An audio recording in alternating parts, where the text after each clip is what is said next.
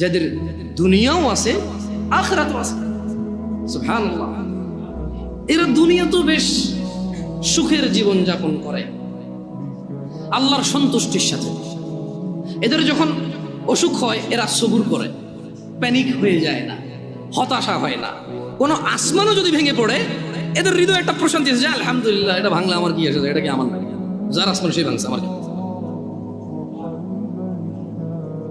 যাদের ছেলে একটা মারা গেল, একবারে যুবক, ডাক্তারি পাশ করছে, এই সরকারি চাকরি পেয়ে যেত 2 লাখ টাকা বেতনের, মরে গেছে, এবার যে আলহামদুলিল্লাহ, এটা কি আমার নাকি, আমি তো খালি মানে আমার পিঠের পাঁজর থেকে 1 ফোঁটা পানি বের হয়ে জন্ম আল্লাহকে পৃথিবীতে পাঠাইছে।